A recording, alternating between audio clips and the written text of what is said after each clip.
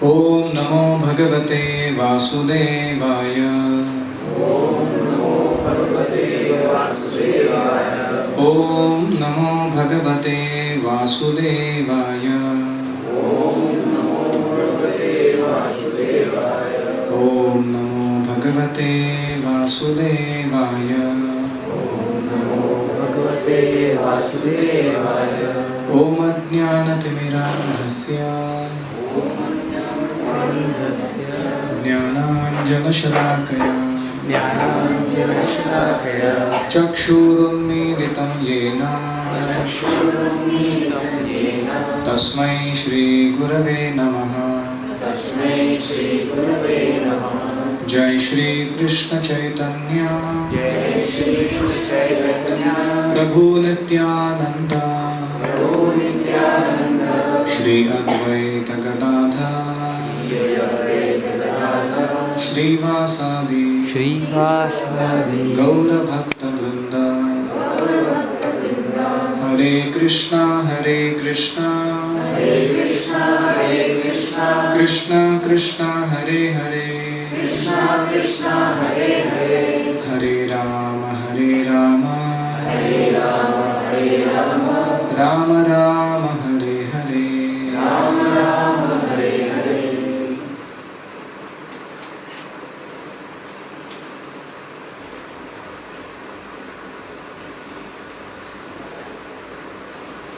Hare Krishna. Welcome everyone. So last time we had the part 1 of Discover Yourself, session 6. If God is one, then why there are so many religions? If God really wants us to know Him and love Him, can't He make it a little simple?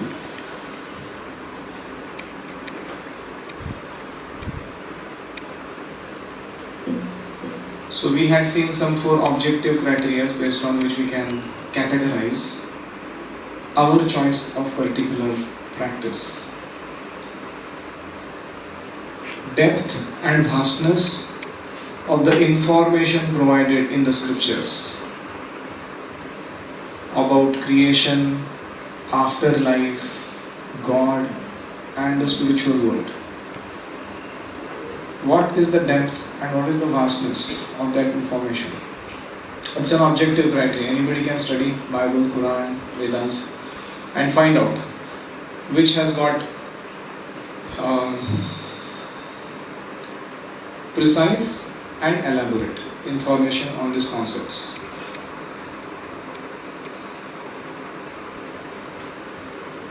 Remember this? Mathematics in primary, secondary and higher grades. Similarly, instructions, levels of practice that the religions prescribe also vary, so as to avoid rejection and include the follower in some level of piety to practice. So we saw some instructions about meat eating and how they vary in the religions that we have. We also had seen that there are 8 key concepts which are common to all religion, and they are not in argument over it. So we should practice some religion in our life. Dharmena hina pashubhi samana. Without practice of religion, human being is nothing but a 2-legged animal. Sophisticated, technologically equipped, 2-legged animal. So we cannot remain atheists in the garb of secularism. Secularism means everyone should practice their own religion. Not that nobody practices anything and nobody questions anybody. So that is not the meaning of secularism. Then we had this example of Sanatan Dharma being like a big dictionary, Chambers dictionary, and other religions like pocket dictionary. Simple words are there in both, but complicated words are there only in the big dictionary. Similarly, instructions given at a very basic moral level are common everywhere. But when it comes to revelation of our relationship with God, and especially the concept of rasa, what kind of exchanges we can have with God? Shantya ras, dasya ras, sakhya ras, vatsalya ras, madhurya ras. There are various ways we can establish our relationship with the Lord, and this information is very elaborately given only in Sanatana Dharma. In general, the tendency in most of the religions is to accept God as Father and the Provider, and we being His dutiful children. It is correct, but there is much more in terms of establishing deeper relationship with the Lord. Instead of saying, "Oh God, give us our daily bread," we could also worry how to give God His daily bread. Because it's the nature of relationship. Like Mother Yashoda worries about Krishna. And we saw this important quote from Bhagavad Gita, Jnanam teham savijnanam. I shall now declare unto you full all of this knowledge, knowing which nothing further shall remain to be known. We also saw in terms of number of years how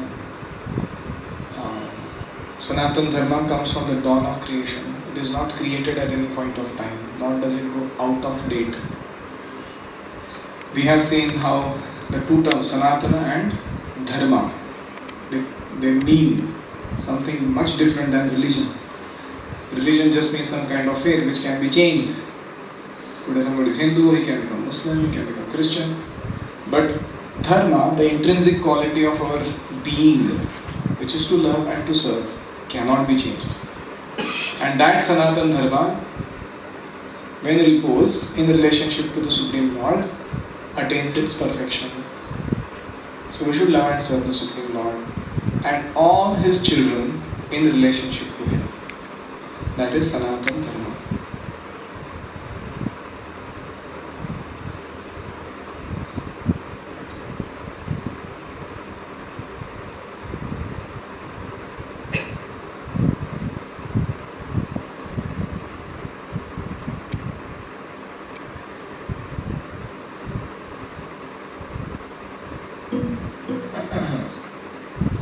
Now today in our session we are going to have a specific discussion about sorting out the clutter in Sanatana Dharma.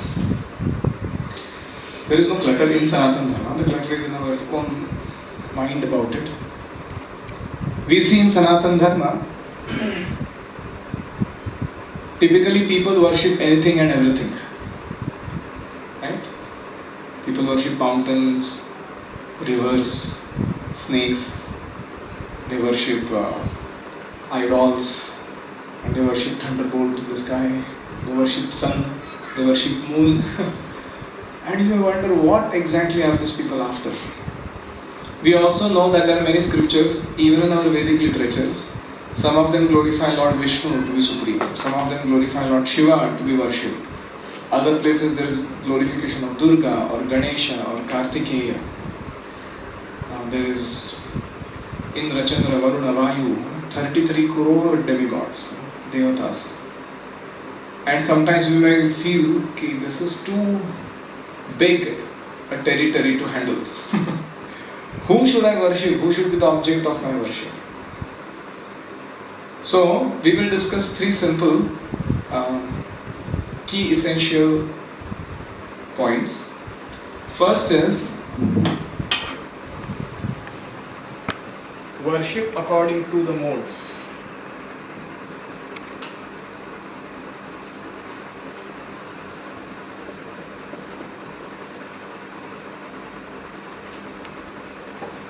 Second,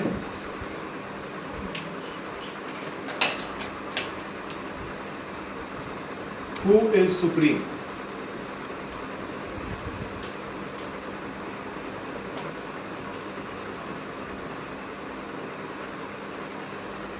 And that who, is he a person or is God impersonal?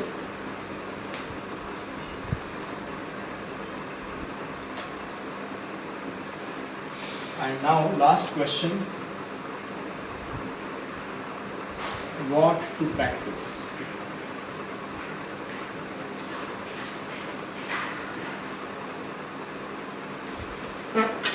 That's all.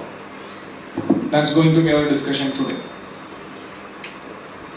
We had seen this 4 levels of surrender to God: fear, desire, duty, and love. And accordingly, the followers choose where they want to situate themselves. Before we go any further, we would like to learn about these 3 modes. According to Vedas, this is the most important body of knowledge. This world that we live in is controlled and characterized by 3 modes of material nature, technically known as Sattva Guna, Rajo Guna, and Tamo Guna. Everything, everyone, every time, place, circumstance in this creation is actually controlled by these 3 modes. For example, we can see there are people, human beings, in goodness, Sattva Guna. There are people in Rajo Guna, passion. There are people who are controlled by Tamo Guna, ignorance. People who have got goodness, they like poetry, they are naturalists, they live in a clean environment, and they speak clean, live clean, have good habits, generally don't commit any sin, and have a fondness for philosophy and philanthropy. Goodness life. Then there are people in the mode of passion. For them, hankerings in the heart are so high, and to fulfill them, especially towards money, prestige, and sex life, they are ready to work very hard. They don't mind what kind of disturbance they have to take up in their life, but they like it. That's called passion, Rajo Guna. And then there are people who are ignorant, lazy, procrastinating, unclean, have various types of intoxicants and bad habits that they inculcate. And they live a very gloomy life, full of inactivity, inertia, and even madness sometimes. So that is Tamo Guna. Right? Three types of people controlled by the 3 modes. You can clearly see this all around us. Similarly, we can see there are animals. There are animals in goodness, like cow. You can see cow, look at her eyes. Very amazing creature. Or you can look at a tiger. He's in passion. If you put a tiger somewhere in some cage also, he's moving all the time, right? Cow can sit in one place, no problem. But tiger, very difficult to keep him in one place. Passion, activity is very desirable. And then there are owls, jackals, and other such species where they generally survive on others' work. And in Marathi they call phuktia, freeloader. So they have that tendency, and they live happily at others' cost. So that is in Tamo Guna. They are active in night, and they become very they live at others' cost basically. So that is ignorance. Similarly, take time zones of the day. Early morning time from about 3 o'clock to 11 o'clock in the morning is in goodness. That time, meditation, study, philosophy, or any such brain work becomes very much facilitated. You can actually deal with the subtle world inside you. You can become introspective and thoughtful. Then the time between, say, morning 11 to 7 in the daytime is in passion. That time we like activity. You see, the whole world is just, people are going here, there, everywhere, doing so many things. So that is passion. Activity becomes very prominent, and people like to do some gross things with their hands and legs. They don't want to just remain meditative at that time. And after 7, 8 o'clock in the night till morning 3 o'clock, the time is in mode of ignorance, tamoguna. That's the best time for sleeping actually, to recuperate your bodily energy. And that is how tamoguna controls the time zones of this world. Similarly, food habits. There are food habits in goodness, there are food habits in passion, there are food habits in ignorance. We have studied that in our life management seminar, in case you have attended. So people in goodness like certain type of foods, vegetarian food which is not dry or overly spiced. And passionate people like ati amla, ati katu, ati lavana, ati ushna, ati tikshna, ati luksha kind of food. And people in tamoguna, they like stale, putrid, fermented, long ago, which has lost its sattva, ability to give nutrition, that kind of food. So this is how food habits also are dominated by the mode that we are predominantly situated in. So we choose our time zones of activity, food habits, people whom we like to associate with. People in goodness like to associate with other goodness people, passion like to associate with other passionate people, ignorance we like to associate with other ignorant people. So this is how we can see clearly that this whole world, all people, animals, time, place, circumstance are actually controlled by the three modes. Yes. People are actually mixed, right? It's not like cut and dry. Yes. Most of us are a mixture of these three modes, but one of them is very predominant in us. Usually, in the morning, if we are getting up early, we are in goodness. And then in the daytime, we are generally in passion. In the night, we are in ignorance. So the modes affect us throughout the day, but one of them is very predominant in us. And accordingly, we choose our occupation, tastes, activities in life. Sometimes in one class that we attend, we go through the three modes. When we are in goodness in the class, we are very attentive, alert, and everything is very thoughtfully being analyzed, and we say, wow, that makes sense. And sometimes we are in passion, mind is going here, there, everywhere, no, that work is pending, that has to be accomplished, this is there. It's activity, not focus, but somewhere else. And in ignorance, sometimes you feel drowsy, sleepy. When will this get over? That kind of. So that is how in one class itself we can go through the three modes. That is how they dominate our consciousness. So the point is, there are three modes of material nature and they dominate us. Therefore, because there are different folks, they need different strokes for getting elevated in life.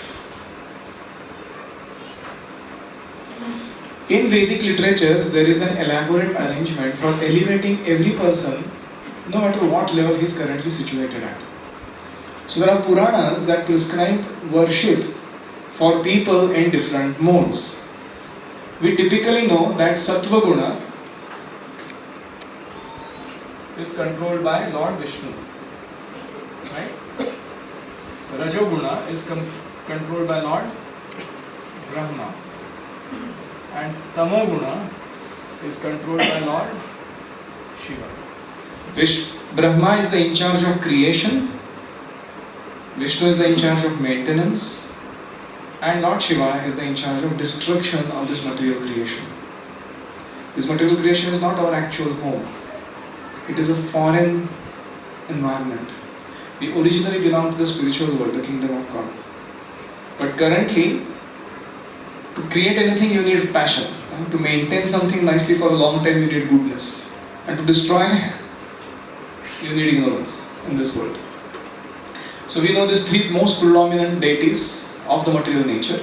They are called Gunavatar of the Lord. And they control those modes. They are not under their control, but they are predominantly controlling them. Of the three, specifically Lord Vishnu never comes under the three modes of nature. But at times, being close touch with the other two modes, the Devatas like Brahma and Shiva exhibit they being affected by those modes. So this is the understanding according to Vedic literatures And therefore the Puranas, there are total 18 Puranas that are each meant for people in Sattva Guna, Raja Guna and Tamo Guna. And those Puranas have philosophy and practice given for each person according to the mode that he is personally situated in. For example, Puranas in goodness recommend worship of Vishnu. Puranas in passion mention worship of Brahma and other devatas for mostly material gain. And Puranas in Tamoguna, they mention worship of Lord Shiva. Now we'll give some examples. Worship in the mode of ignorance. When we say worship in the mode of ignorance, we don't mean that the in-charge deity is in ignorance. But we mean that the followers who are in ignorance are given the association of that deity to elevate them.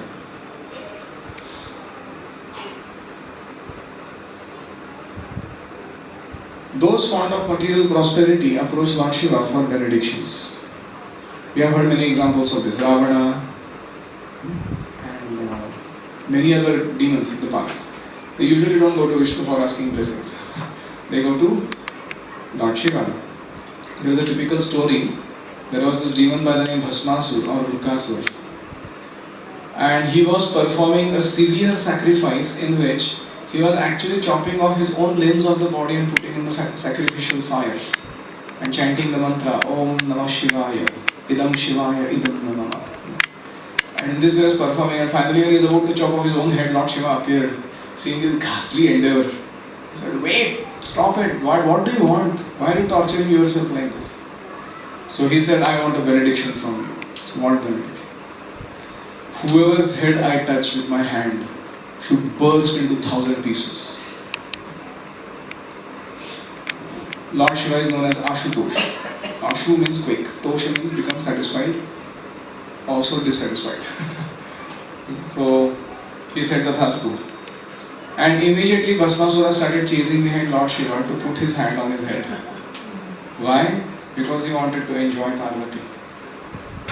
And Lord Shiva started running in all directions.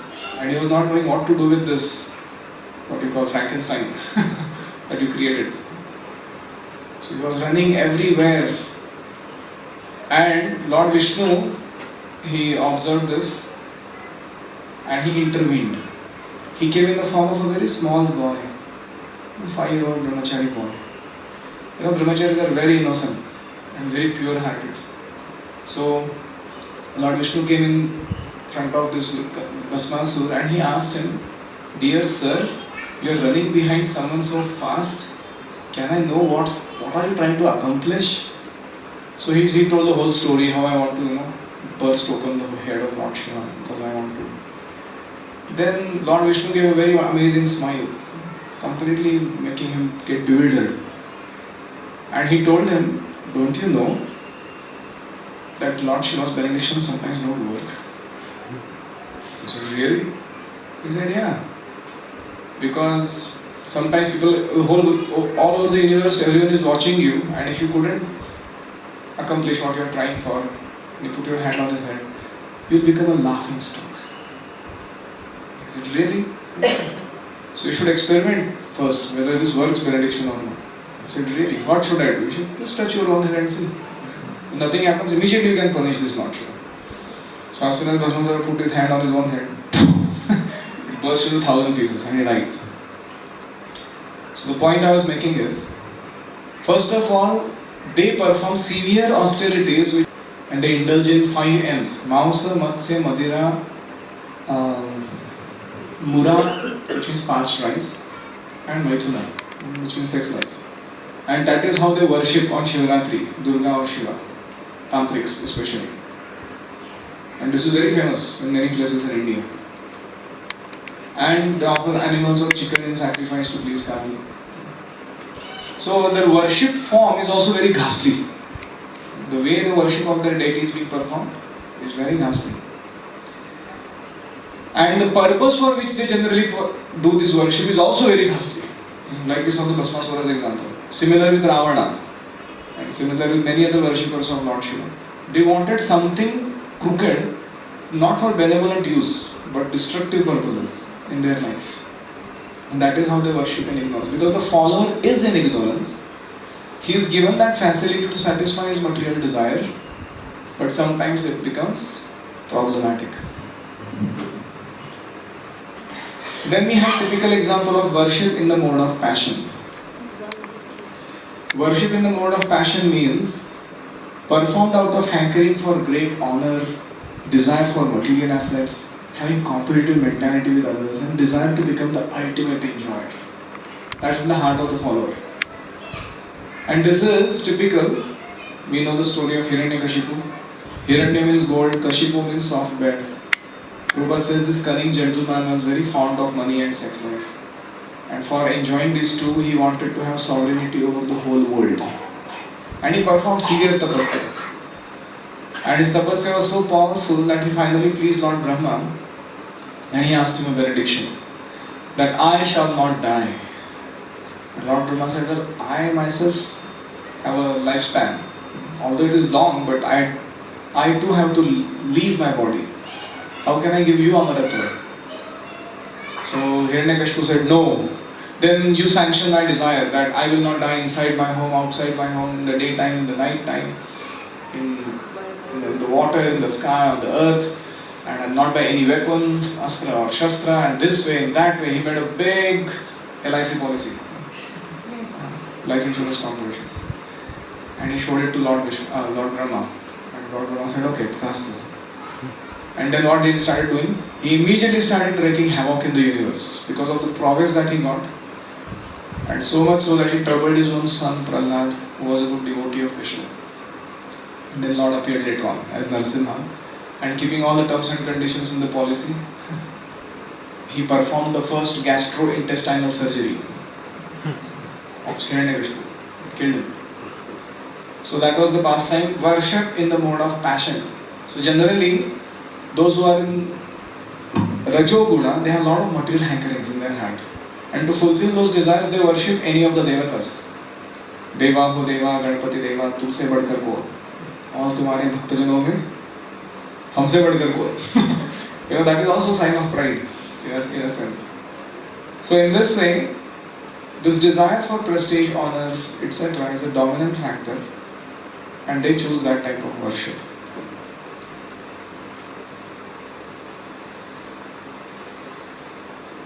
Then there is worship in the mode of goodness, Sattva Guna.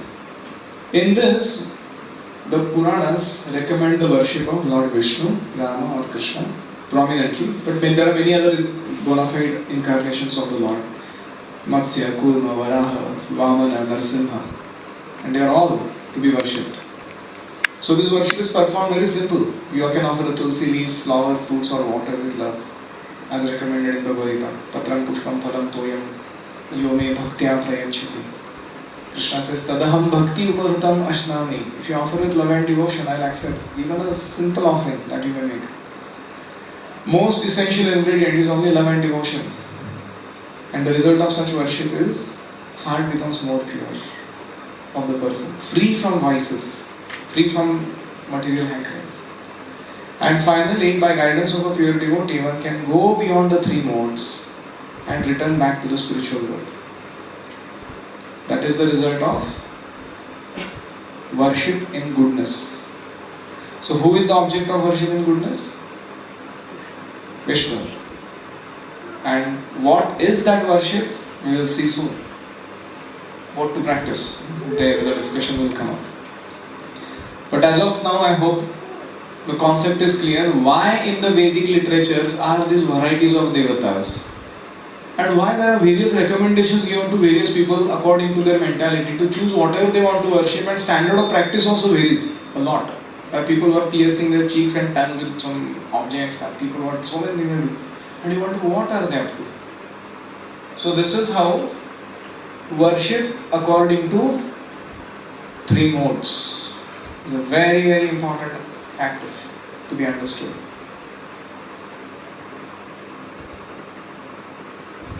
Now comes an interesting discussion.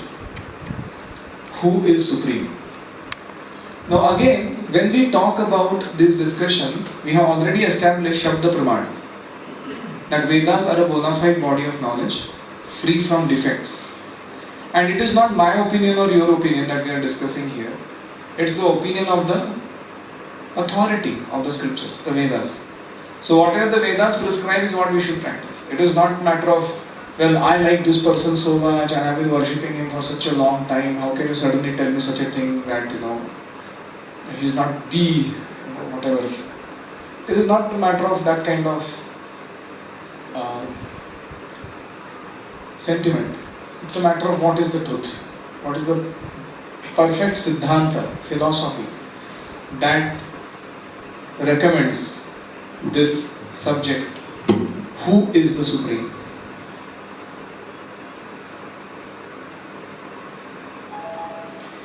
Before we get into that, is God some impersonal light or energy? What do you suggest? Or is he a person? We are Microsoft company, a well-managed MNC with operations around the world. Behind all there is a person running and managing it. Who is that? Bill Gates. United States of America, governed by the Republicans. This was long ago. Ultimately, there is a person who is heading it. Who is that? President. Of course, this is an old picture.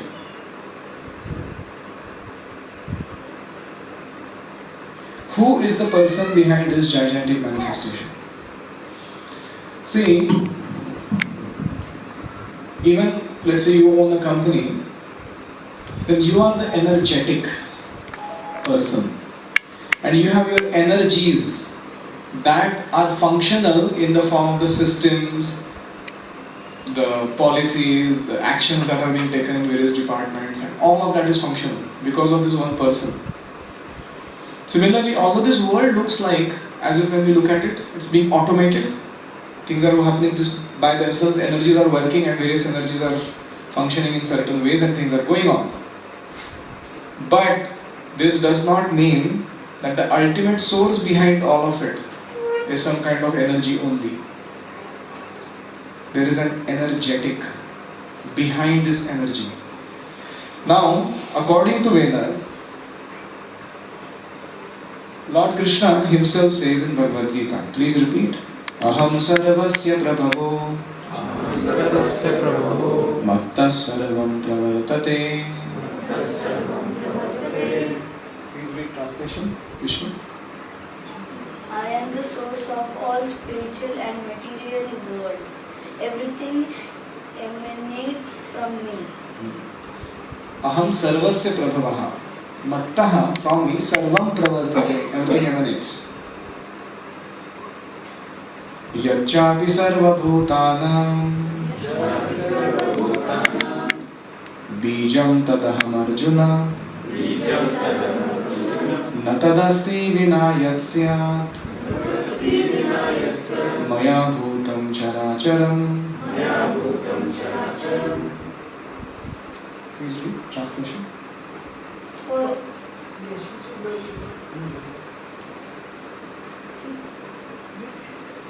Anyone?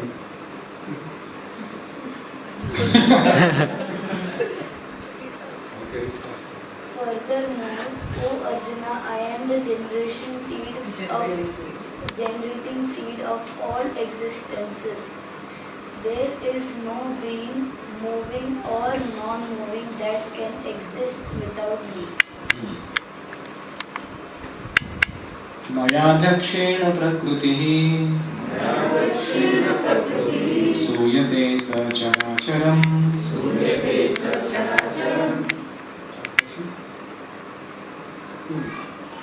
This material nature, which is one of my energies, is working under my direction. O son of Kunti, producing all moving and non-moving beings. Prakrutim swamavashtabhya Visrujami punah punaha Bhutagrama imam krutsnam उत्तरामं इमं कृष्णम् अवशं प्रकृतेर्वशात् The whole cosmic order is under me. Under my will, it is automatically manifested again and again, and under my will, it will be again. गामाविश्य च भूतानि भूतानि धारयामि अहमोजसा. धारयामि अहमोजसा. I enter into each planet and by my energy they stay in orbit. यद्यद्विभूतिमत्सत्त्वं यद्यद्विभूतिमत्सत्त्वं Shrimad वा श्रीमद्भूषणेव तत्तदेवावगच्छत्वं मम तेज अंशसम्भवम्.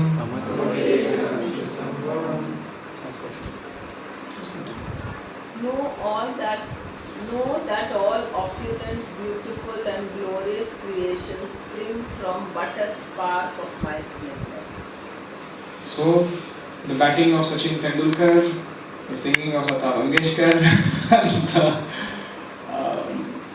sculptor abilities of Michelangelo, they all spring from but a spark of my splendor. I told this past time once before.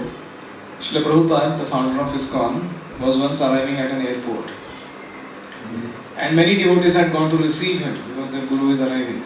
And there was one new man who was just a beginner. He was very attracted to Prabhupada. So he went to get to see Prabhupada for the first time. So when he went there, before Srila Prabhupada came out of the airplane was a beautiful air hostess. And she was so beautiful, so gorgeous. So as she came down the stairs, this person's eyes were glued to her. And he was looking at her. And he was looking at her till she actually disappeared in the crowd. And when he turned around, he saw Srila Prabhupada was standing just next to him, looking at him. And it was like, wow, what? And Prabhupada looked at him and asked, beautiful, isn't she? And what will you say, yes or no to that question? And he didn't say anything. And Prabhupada gave such a powerful conclusion. If the spark is so beautiful, how much the complete whole must be beautiful? You understand? If the spark is so beautiful, how much the complete whole, the Purna from whom the spark comes, how much he must be beautiful? I guess that was a lesson for a lifetime, for him. So we are attracted to little tiny beauties of this world, but they all originate in some supreme cause of all these beauties. So we should also get attracted to that beauty, the original beauty behind everything. So that is what Krishna says. No, all that which is opulent, beautiful and glorious springs from but a spark of my splendor. Now somebody may say, Lord Krishna is too egoistic. इतना क्या गर्व है? अहंकार. मैं ऐसा हूँ, मैं वैसा हूँ. Surrender unto me. How can somebody say, no gentleman will speak like that, right? So, just like a child is trying to get away from the mother and go on the busy street where he may get hit by a car. And the mother looks at the child and says, look, just do what I say. Stay here under my custody. So will you call that as pride? When the mother says that Sarva dharman parityajya mam ekam sharanam raja. And then aham tvam, I will give you protection from all dangers. Is that ego on the part of the mother when she says such a thing? No, it's pure love. So when we hear such instructions of Krishna in the scripture, we should not think, what Krishna, you are too egoistic, boastful. How can you speak such a language? It's an gesture of love. Lord Krishna not only claimed himself to be God, but he proved it by showing the whole universe within his belly, and when he opened his mouth, Mother Yashoda could see the entire creation within him. So that's one way. He also showed Virat Rupa to Arjuna. In Bhagavad Gita, 11th chapter, you read the description of Vishwarup Darshan. So if somebody claims I am God, what can you ask them? Show you in the group. And they will say that I can't show, but still I am God. They don't understand the Google guy. So there are many such fellows nowadays in modern times who claim they are God, but they can't even expand themselves in one more form. Forget anything else. Now we will quote authority of various others in the Vedic literatures. We have been till now talking about Krishna. Now Krishna and Vishnu, same person, different personality. Don't again confuse this. It is not that we say Krishna, Krishna, Krishna means you have to only worship Krishna. You can worship Vishnu, you can worship any of the avatars of Lord Vishnu. Rama, as I was saying, with Narsimha Varaha. Krishna is God at home and Vishnu is God in office. Whom do you like? Say Manmohan Singh, Prime Minister of our country. Would you like to be making a relationship with him in the office of the Prime Minister? Or would you like to know him and deal with him as a person at home? This Manmohan Singh, when he goes in the parliament, there is salutes and there is red carpet welcome and there is so much honor and respect. When he goes home, his mother catches his ear, Mandu gadhe ka bhutta rehta. So you may wonder what a drastic change in the dealings between people here. So with Vishnu, you will never see such frivolity. Nobody deals with Vishnu in trendy terms. Odd reverence in front of the Lord. Even you hear the prayers that are offered to Lord Vishnu in Balaji temple. Like, come to our temple, Balaji. The prayers are very odd levels. It's all respect, respect. You are the Lord, you are the Master, we are your servants. All tells what to do. And you go to Vrindavan and you see how Mother Yashoda deals with Krishna, or his cowherd boyfriends, how they deal with Krishna. They are far too intimate. Sometimes you wonder, usko pata hai ki nahi wo Bhagwan hai. What are they dealing? So just like Manmohan Singh's mother may know that he is a Prime Minister of India, but she is not so bothered about it. She says, first he is my son, then he is Prime Minister of India. Like that, the devotees of Krishna, they think that he is first my whatever, son or husband. And later he is whatever, Bhagwan and other stuff. So the intimacy of love is more. That's all. And that is why when we say Krishna consciousness, please don't misunderstand that term. We are okay that if you, in fact ISKCON has temples of Lord Ram and Jagannath and Balaji and Rukmini Dwarkadhish and others. So that's no issue. But the topic we are talking, who is Supreme? Supreme can be only one, right? Can there be two Supreme? According to the definition of Supreme, there can be only one Supreme. So, here are some other quotes from Vedic scriptures where the authority of other important personalities is quoted. This is Lord Brahma in Brahma Samhita. Please forgive that font because I changed from my laptop to this. The font is not loaded there, so it appears a little odd. But you just hear the way I am pronouncing, you will be able to repeat. Ishvara Parama Krishna Ishvara Parama Krishna Satchidananda Vigraha Satchidananda Vigraha Anadiradir Govinda Anadiradir Govinda Sarvakarana Karanam. Sarvakarana Karanam. So this is Lord Brahma saying in Brahma Samhita, Ishvara is Supreme Controller, Parama.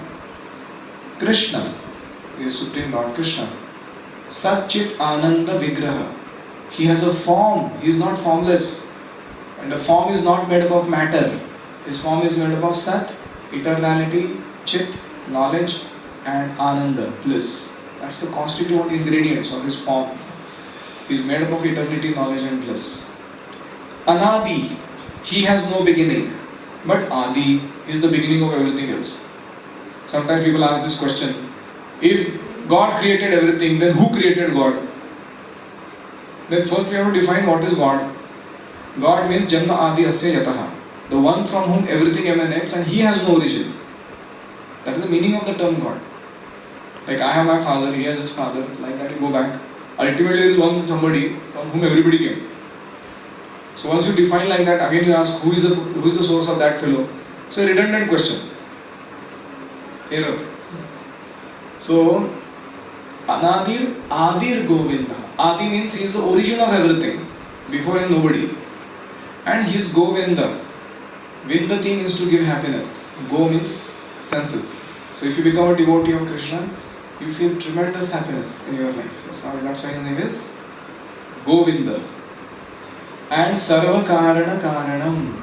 He is the cause of all causes.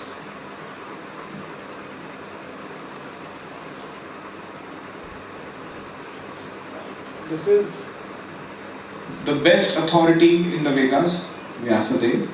He says, Ete chamshakala pumsaha Krishnastu Bhagavan Swayam. So if you have some time, please read the third chapter of first canto. It talks about all the various incarnations of the Lord.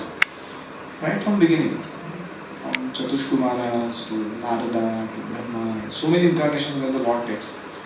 And finally, after listing all these incarnations, Vyasadeva is writing, Ete, all these, Amsha Kala Pumsaha. They are either portions of the Lord or plenary portions of his portions. Amsha or Kala. Krishna tu Bhagavan Swayam. That word tu qualifies Krishna to be separate from all the rest of the category. Who is Bhagavan Swayam?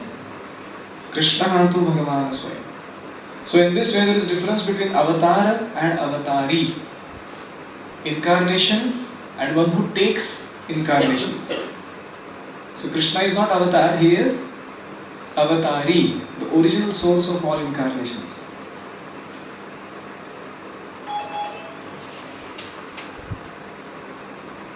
All great sages confirm Krishna's supremacy. Aham tva rishayas sarve ahustvam rishayas sarve devarshir naradastatha asito devalo vyaso swayam chaiva bravishime. Swayam chaiva bravishime.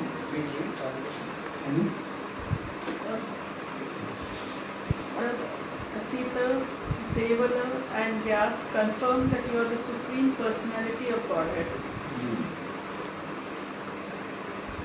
Now all the great acharyas like Madhvacharya, Ramanujacharya, Chaitanya Mahaprabhu have all confirmed that Krishna is that Supreme Person.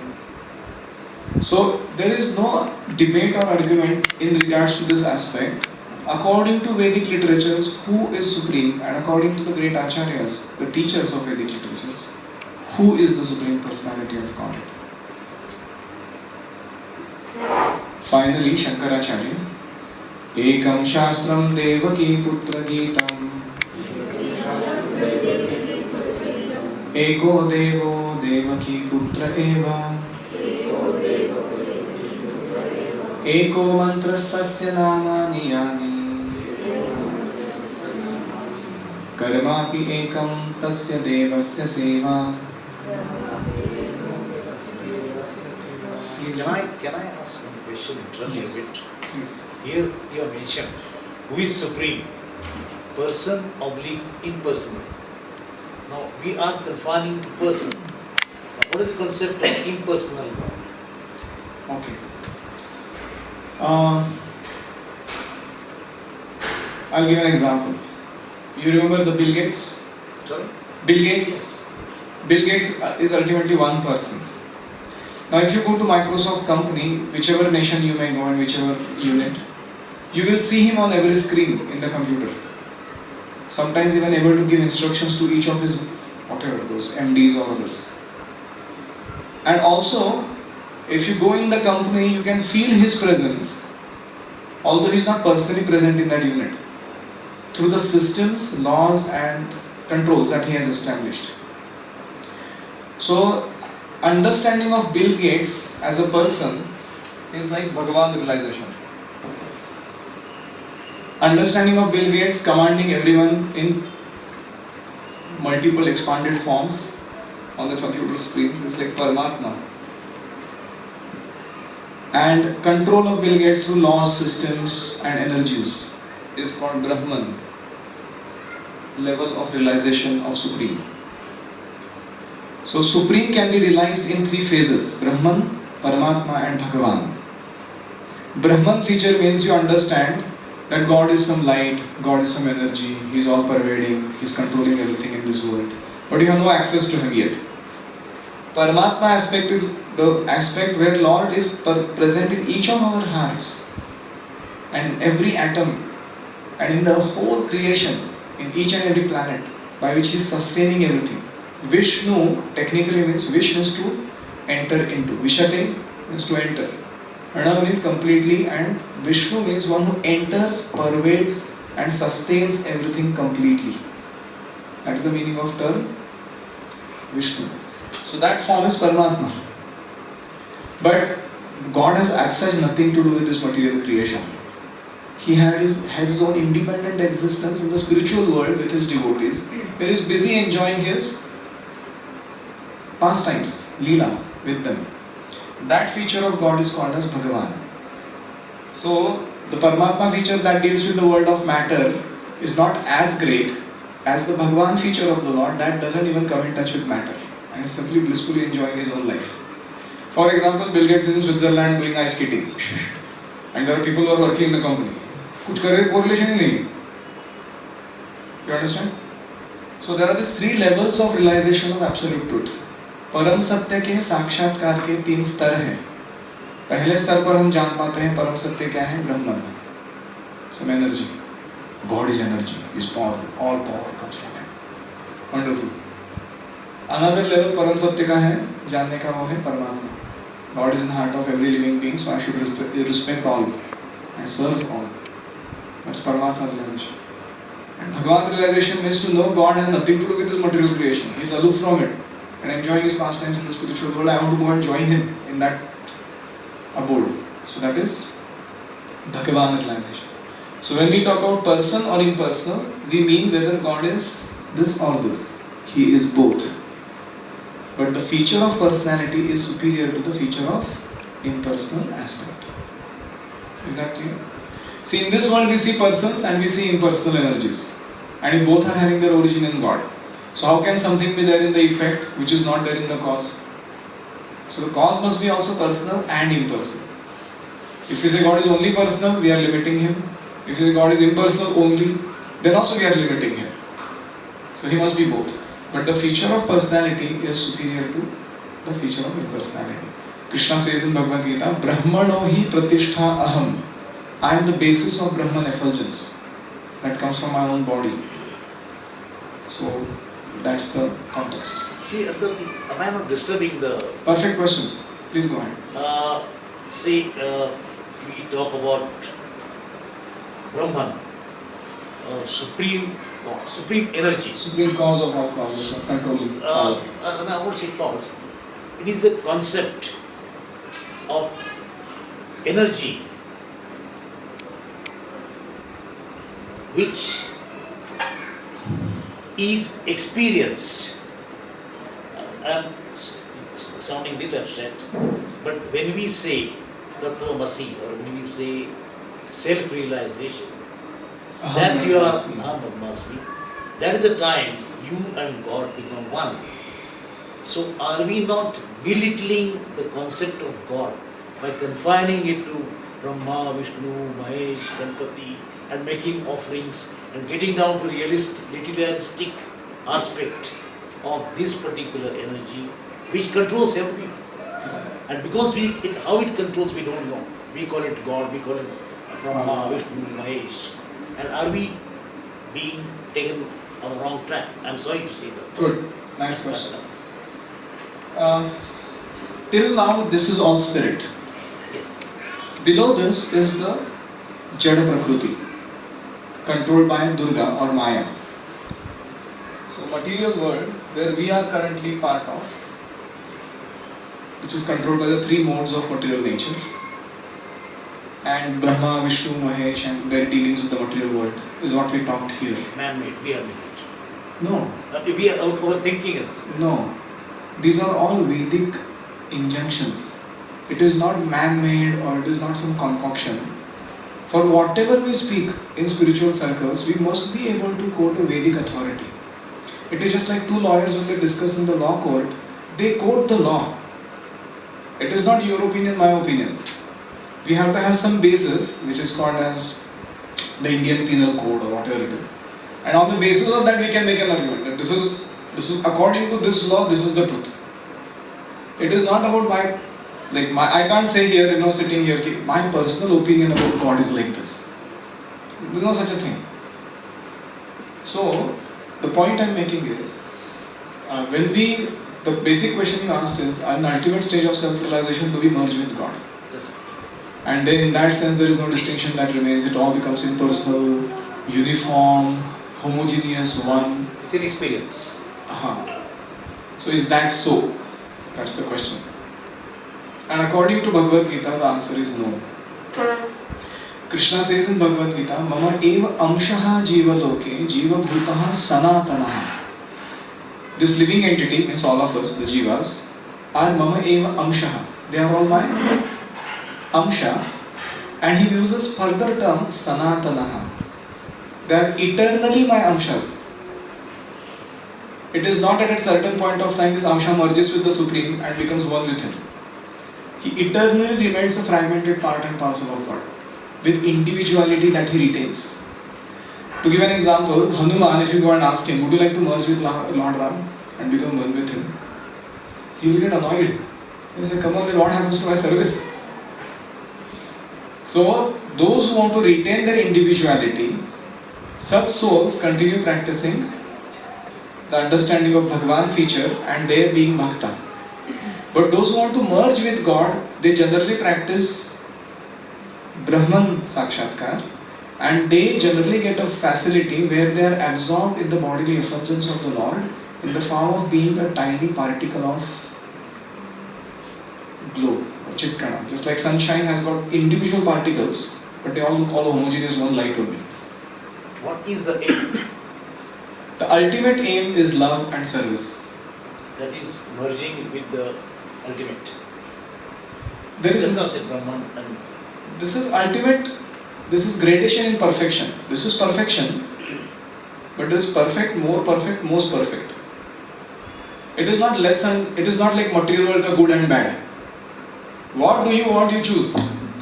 You want to merge with God, fine. You become Brahman realized, wherein you merge your individuality and you lose it. And you think you have become supreme. You think you have become supreme, you actually don't become supreme.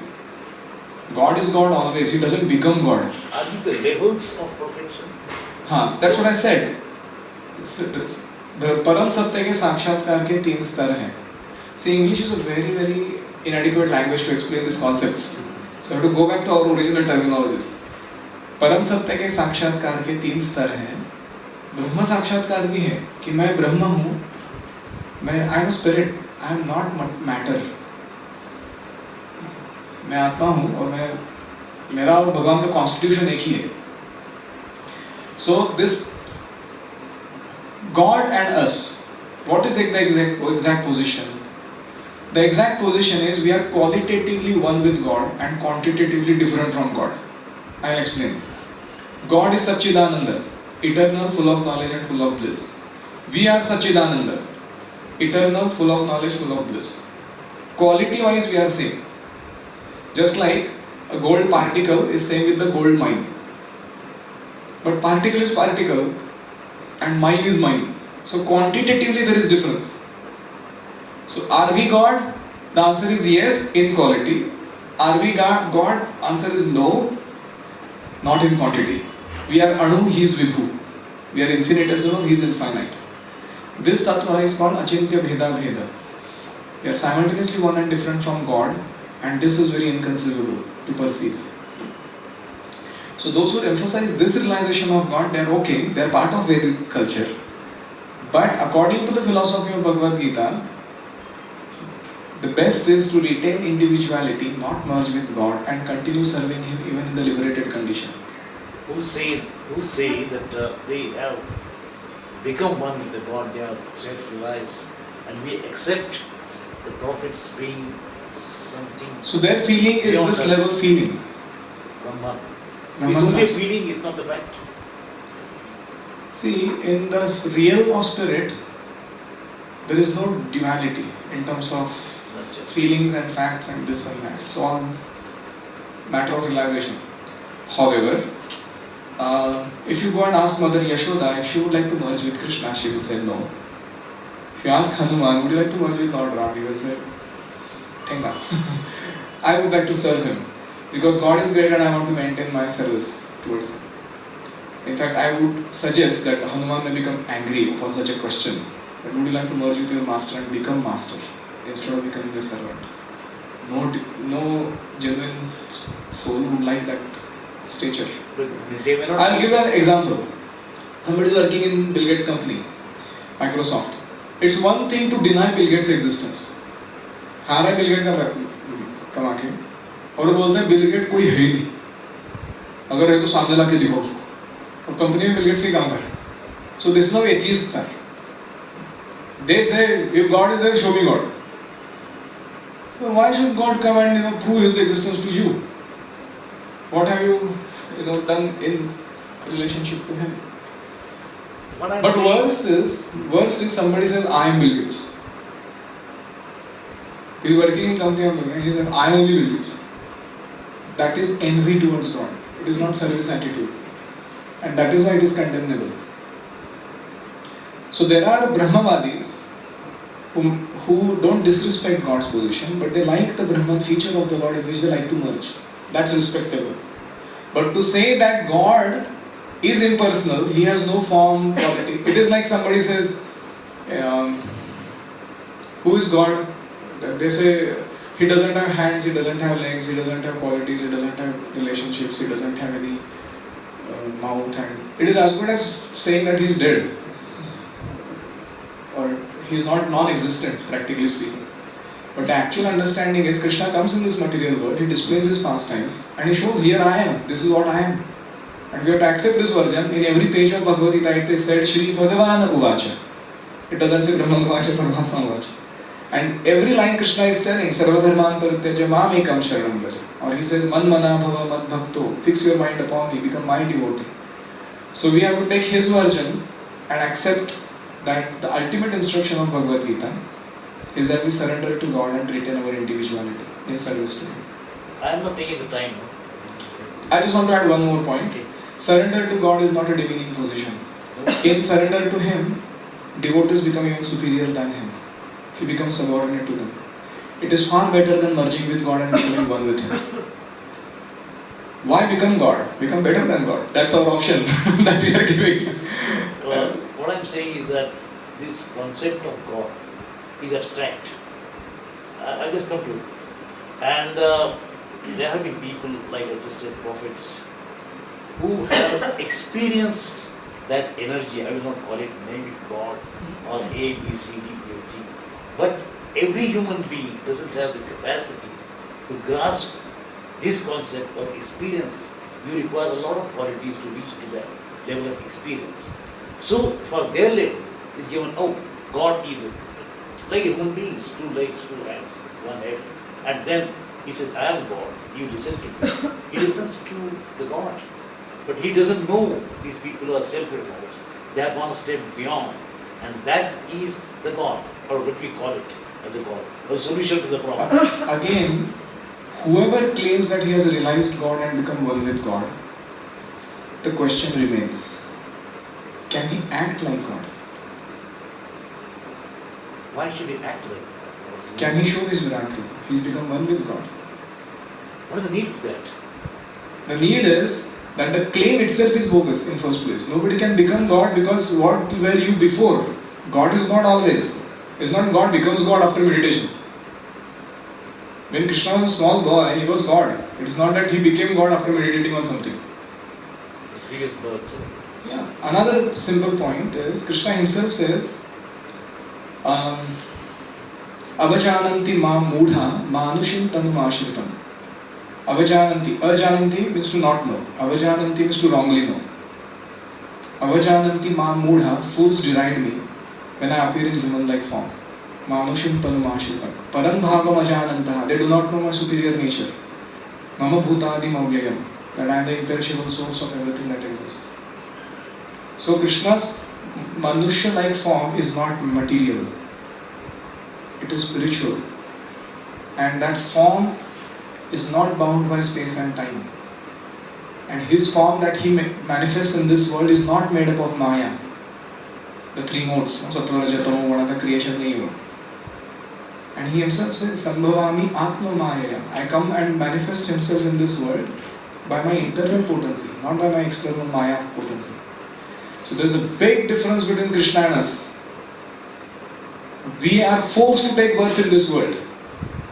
We are conditioned by the laws of nature. We have to undergo our own good past good or bad karma. Krishna's birth is not like that. Krishna says, Janma karma cha me divyam. My birth and appearance are all divine. And if you understand this, you will also come back to my spiritual world and be with me. So therefore, this is an important topic. Maybe another time we'll have an exclusive session on what exactly happens when you become God realized. That is the topic. But in essence, Tad Vidhi Pranipatena Pariprashnena Sevaya. Krishna is saying, Tad Vidhi, if you want to know the Supreme Absolute Truth, Pranipatena, with humility, submission, Pariprashnena, with inquiry, relevant inquiry, and Sevaya, by service. Please try to self-realized person. Upadekshanti te jnanam, they will give you upadesh of jnanam. Jnaninaha tattva darshinaha, because they have seen the truth, they can reveal it to us. But still he is not God. Who is not God? Who is realized. Correct. One who says that he is God, if he is a living entity like all of us, how can he be God? He has realized the Brahman feature of the Lord, that we agree with. But he can never become God. Quantitatively, it is not possible for us to become God. Qualitatively, we can realize our oneness with him. That is possible. The fundamental idea or the concept is that there is one supreme who is the player of this. Yes. Whatever we And he is a person, and the impersonal aspect of him is subordinate to him. he is the person, or we can imagine. We have been quoting till now that Ishvaraha Parama Krishna Satchit Ananda Vigraha. He has a form. Anadi, Adi, Govinda, Sarva Karana Karanam. So that's why I'm saying these are revelations by Brahma. He is not self-realized. They are revelations by Lord Shiva, Shankaracharya, Madhvacharya. They are not self-realized. Whose version are we quoting? So that is why, who is supreme? That's the topic. So you can worship any form of Krishna that you love. Vishnu, Narasimha, Varaha, Vamana, Balaji, whatever, Ramachandra. They're all bona fide forms of Krishna. Sorry. I'll just come back to you now, because otherwise I will not complete my topic. Next I'll continue just during our prasadam time. Now what to practice? Okay, fine, all this said and done, theory. In Marathi they say, हे सगळं कशाची खातात? Which means that what to do with all this knowledge. Exactly. It's the truth. So,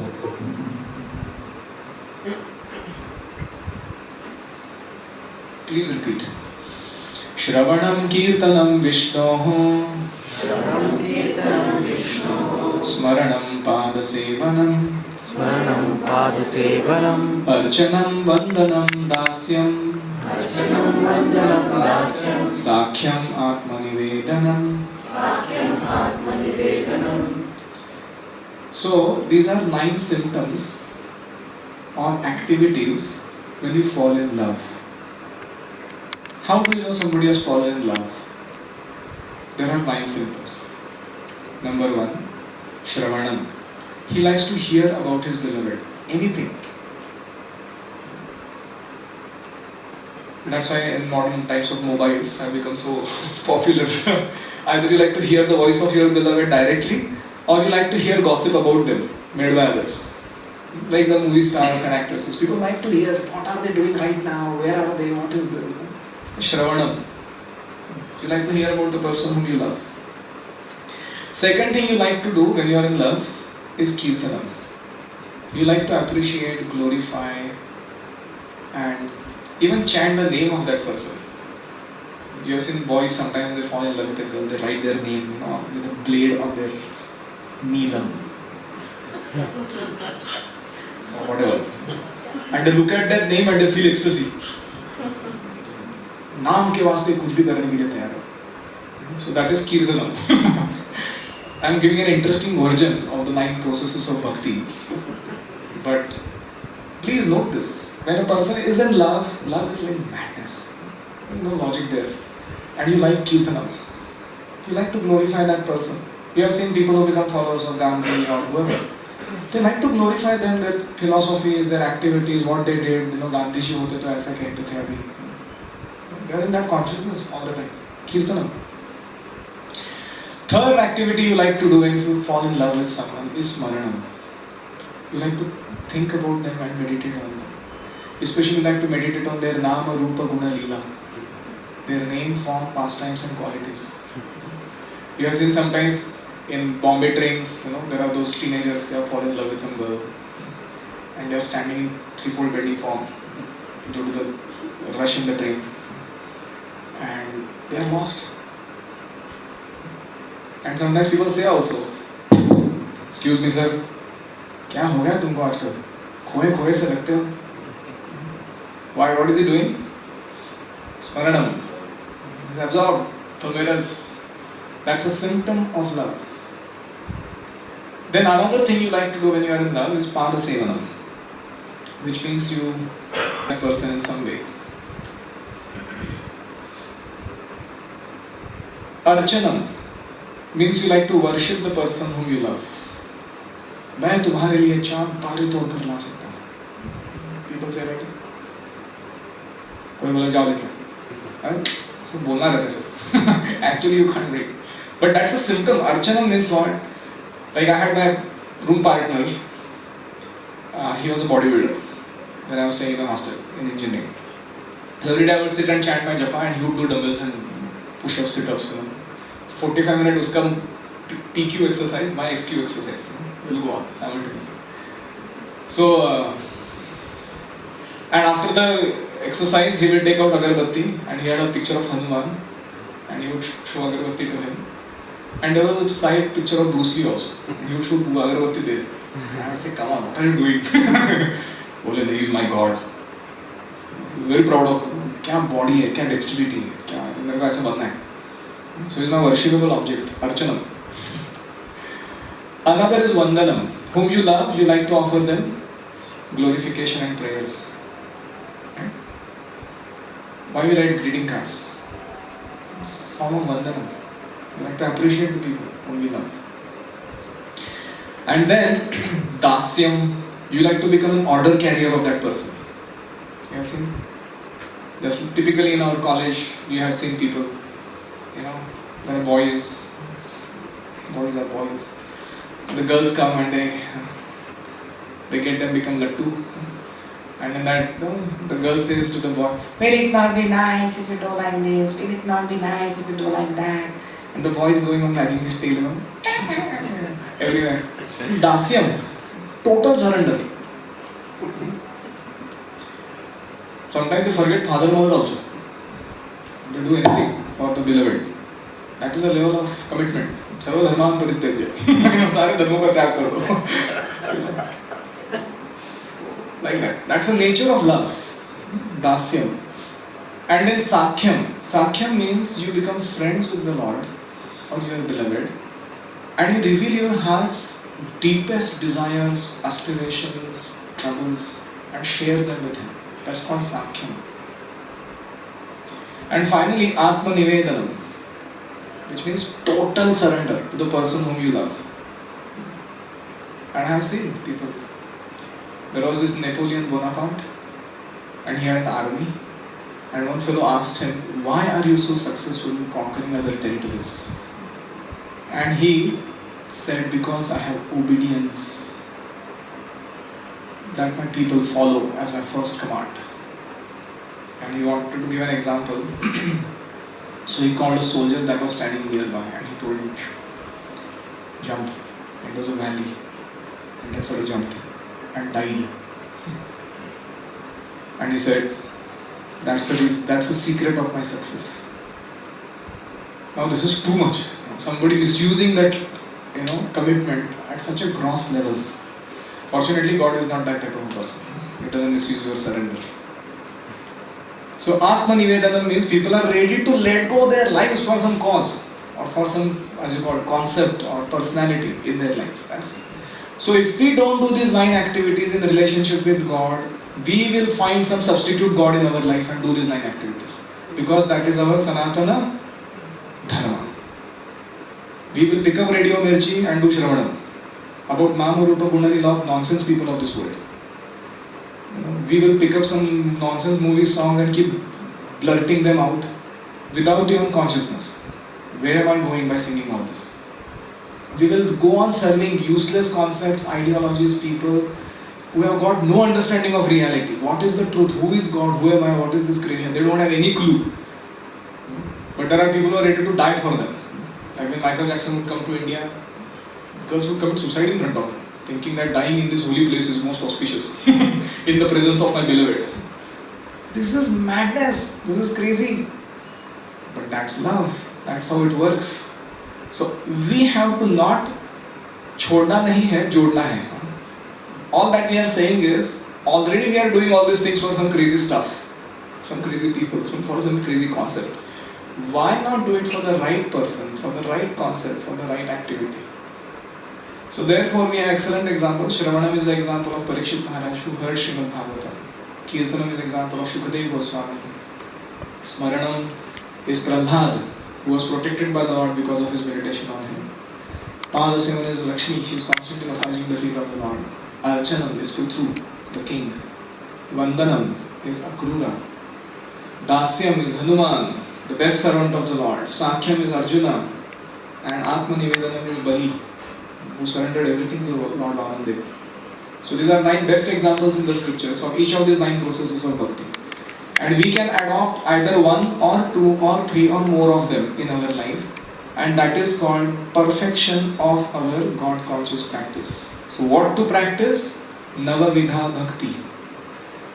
And these activities when we perform, they have the potential to give us the love of God that is dormant in our heart. Just like love manifests in these 9 activities, similarly you practice these activities, although you don't have love right now, then they grant you that love in your heart.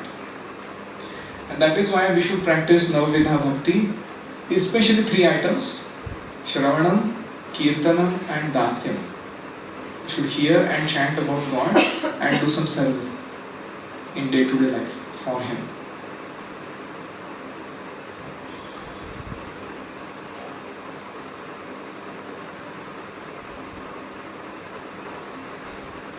This is the last slide for the day. There are 4 do's for a spiritualist. They are called A, B, C, D of spiritual life. We had talked about it earlier. A for association of devotees. How do you become a lover of God? You have to associate those who are lovers of God. B is for Bhagavad Gita and Bhagavatam, the essence of all Vedic literatures. We should regularly study these books. C is for chanting. This Mahamantra, Hare Krishna, Krishna Krishna, Hare Hare, Hare Ram, Ram Ram, Hare Hare, is a call. O Hare, O Krishna, O Rama, please engage me in your service. Please let me know you, please let me serve you. Please let me love you. That's the meaning of this prayer. And D for diet. Whatever we cook at home, we should offer it to God. Because ultimately all that we do throughout the day is for api pet ka sawal hai. So when that only you offer to God, that becomes the best form of sacrifice. Ultimately all activities become offered through that one gesture. And that is why you offer your food to God and take prasadam. That is called diet. So if you practice this ABCD, what happens to you? What happens? If you live by these 4 principles, you get healthy body, stress-free mind, sharp intelligence and jolly soul. That's the benefit. You practice this simple. They don't cost money, they don't cost much time, but they are very powerful items to practice. So in most practical level, what is application of Bhakti Yoga in our day-to-day life? ABCD. Anybody can understand. And that is why we should take to this. Association means, how many of you would like to continue this forum once a week, once in 15 days? Okay, that's great. That's called association. With each other, like-minded lovers of God. How many of you have some book of Prabhupada at home and that you are studying regularly? Okay, those who don't have, hesitating to raise hand. Please have at least one book like Bhagavad Gita or Bhagavatam. Daily study 20 minutes, 15 minutes. And how many of you are chanting now regularly at home? Okay, some of you. So we request you to please have a japamala that you carry after the class today and start chanting on japa. And D is diet. Generally water items you eat, you can offer them, especially fruits and milk items. And other times when you feel real separation from prasadam, please come to Shrija and Vilasini and Bhakti and whoever others are here and tell them we want some prasadam. We have got some prasadam here. And or you come to temple and you tell me that we have come here, where is prasadam? So that's called. Prasad means mercy. Prabhu ke sakshat darshan. Prasad. You're actually associating with Krishna in the form of food. It's not material stuff, it's spiritual. And you can feel it when you taste it. It's different from the ordinary foodstuffs that we eat. So, we end here. Any comments or questions? I'll take just after some, any other devotee has a question.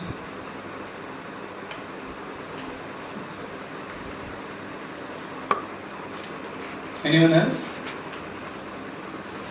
Yes. Yes. Means that first of all we must have faith, or I don't know which language I should use or what word I should use, that I believe in one God. Unless that I have, the thing is going to. Correct.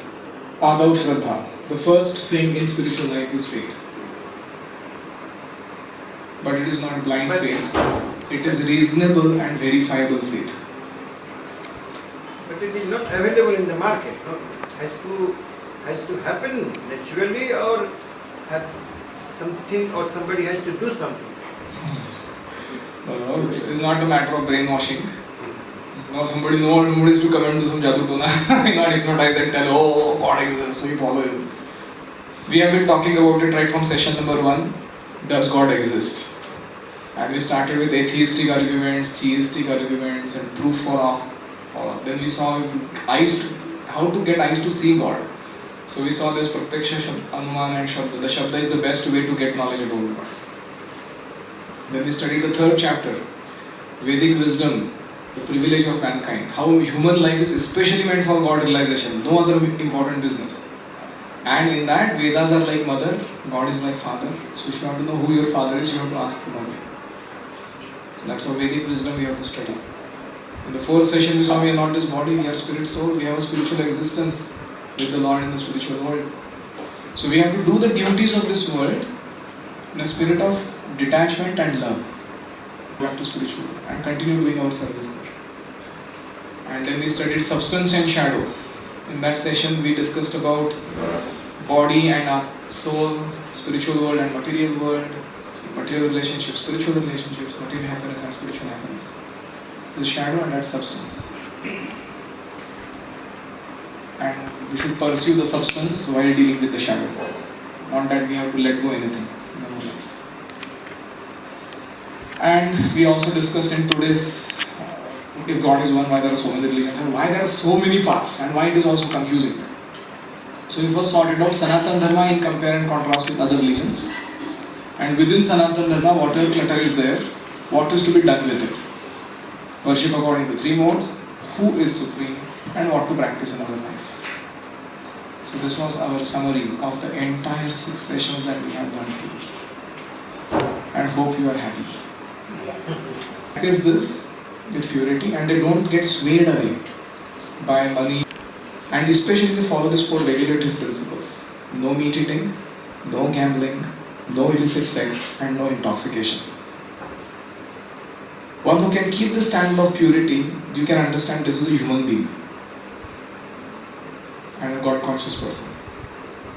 So there are some simple criteria based on which we can choose our guru or Baba or follower whom we should become follower. Another thing is, if they are God, their mention will be there in the Vedic scriptures.